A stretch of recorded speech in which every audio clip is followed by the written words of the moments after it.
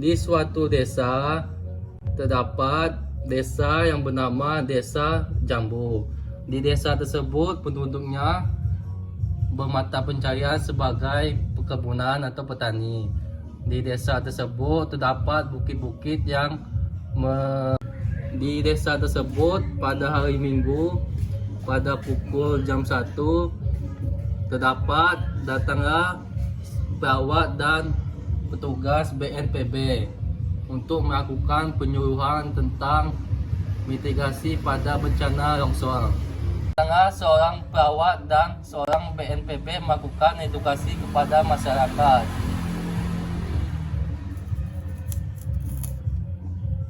Baik Pak, perkenalkan kami dari mahasiswa Poltekkes Kemenkes Bengkulu dan saya dari BNPB akan melakukan edukasi atau penyuluhan kepada Bapak tentang tanah longsor. Baik Pak, di sini kami akan melakukan edukasi tentang pencegahan biar terjadinya tanah longsor. Apakah Ibu dan Bapak bersedia?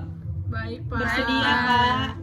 Baik Pak, jika Bapak dan Ibu bersedia, di sini kami akan melakukan edukasi dan saya sebagai anggota BNPB akan memberikan bagaimana cara pencegahan atau pengatasan jika kita terjadi tanah longsor agar kita semuanya bisa selamat dari bencana tersebut.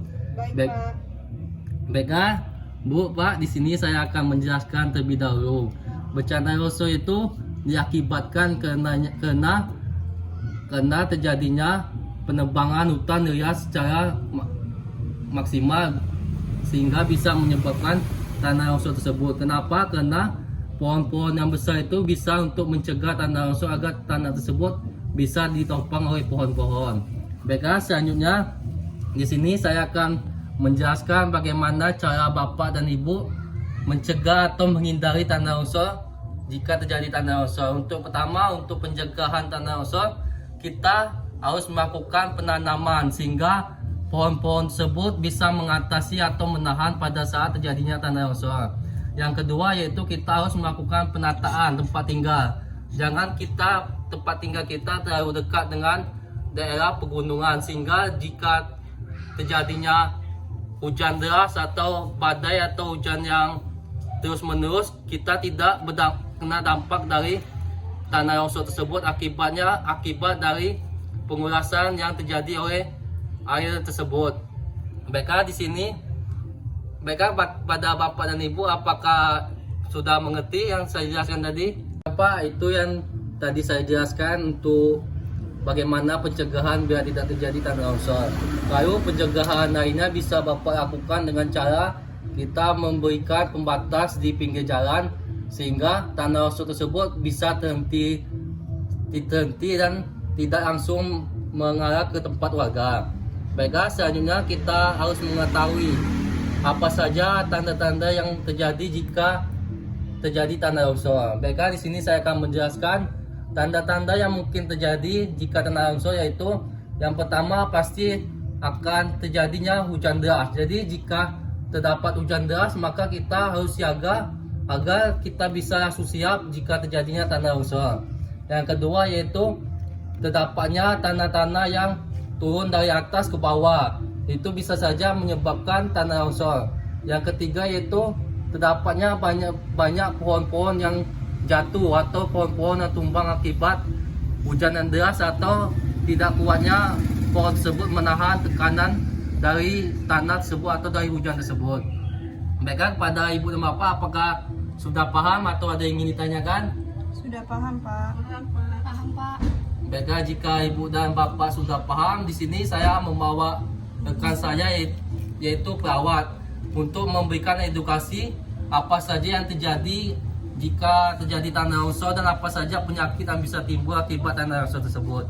Baiklah, kepada teman saya disilakan untuk memberikan edukasinya kepada warga-warga. Baiklah Ibu, Bapak, dan adik-adik, selanjutnya itu jika ada bencana seperti tanah longsor ini, Ibu dan Bapak harus tetap menjaga kesehatan dan kebersihannya. Karena dari kita menjaga kesehatan dan kebersihan itu, kita akan terjauhkan dari penyakit yang dapat menyerang diri kita sendiri. Nah, dari bencana seperti ini tuh bisa menyebabkan penyakit diare, ispa, penyakit demam berdarah, dan juga lain-lainnya. Dan juga bisa menyebabkan penyakit malaria jika ibu dan bapak tidak menjaga kebersihan, makan, tidur, dan istirahatnya. Penyakit tersebut akan mudah menyerang kita. Baik Bu, Pak, Dek, di situ itu ya hasil dari penjelasan dari kakak perawat. Di sini kakak akan menambahkan sedikit bagaimana cara kita untuk agar bisa terhindar dari penyakit-penyakit tersebut di bencana. Baik, di sini kakak akan menjelaskan sedikit untuk pencegahan penyakit tadi bisa dilakukan dengan cara kita harus menjaga pola hidup kita dengan sehat. Jika di bencana pasti kita akan mengalami kekurangan seperti makanan, pakaian, dan lain sebagainya. Maka dari situ untuk pencegahan penyakitnya seperti penyakit diare tadi, kita harus lebih memperhatikan pola makan kita. Kita harus makan dengan bersih, seperti sebelum makan kita harus mencuci tangan. Dan juga untuk menjaga agar kita terhindar dari penyakit DBD atau demam berdarah, kita bisa melakukan dengan cara kita harus membuat irigasi atau pembuangan air, sehingga pada saat tersebut nyamuk-nyamuk atau penyakit-penyakit lain bisa dicegah dengan cara kita harus membersihkan lingkungan kita. Dan juga untuk pencegahan lainnya bisa kita lakukan dengan cara kita harus melakukan personal hygiene atau membersihkan diri kita dengan cara baik, seperti kita mandi dengan bersih. Maka itulah pencegahan yang bisa ibu dan bapak lakukan jika terjadi bencana seperti tanah longsor ini.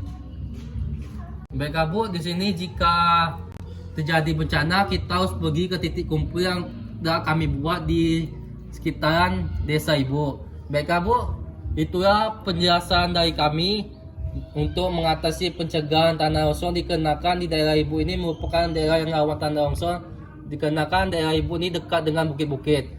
Baik, jika ibu sudah paham, kami permisi ya Bu. Ya, terima kasih Pak. Terima kasih Pak. Terima kasih. Pada hari Senin pukul 8 pagi, terdapat ibu-ibu yang sedang berkumpul dan menceritakan sesuatu. Dan pada tidak lama kemudian, datanglah hujan deras yang melanda desa tersebut. Hai Bu Septa. Hai Bu Melia, apa kabar? Baik Bu. Gimana hasil panen sekarang? Lumayan bagus Ibu.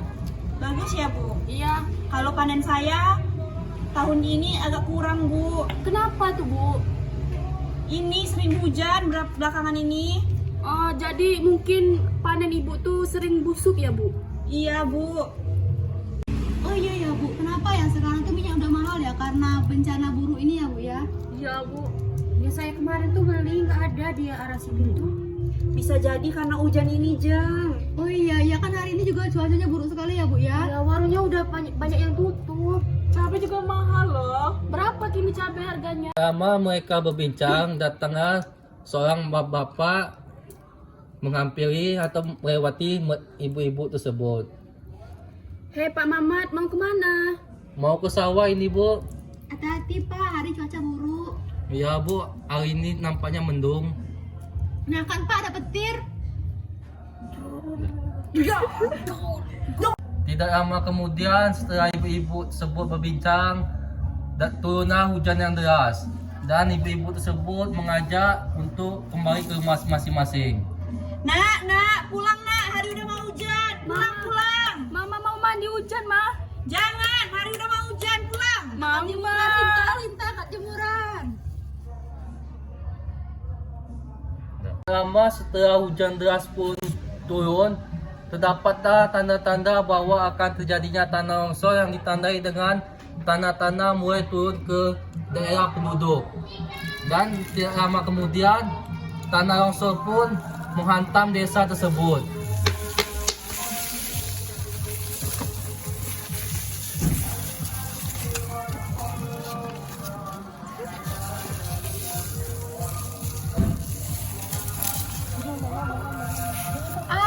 Tolong.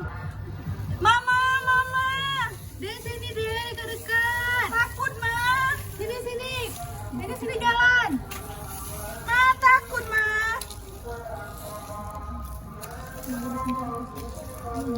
Ayo, ayo, mari berkumpul di titik sini. Ayo, ayo. Titik kumpul, ke titik kumpul. Au, luka. Terjadinya bencana tanah longsor di desa tersebut dan tidak lama kemudian bencana tanah longsor tersebut diketahui oleh pihak BNPB dan pihak BNPB langsung menghubungi anggotanya untuk mendirikan posko di daerah bencana tanah longsor tersebut.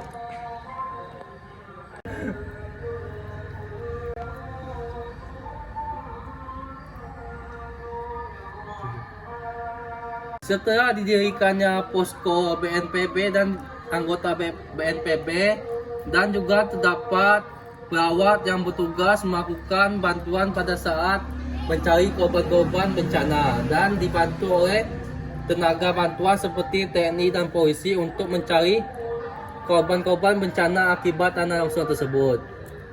Pak, di sini ada pasien-pasiennya susah napas dan luka-luka lecet. Baiklah Bu, di sini langsung kita bawa aja ke posko untuk diberikan penanganan secepatnya. Baik, Pak.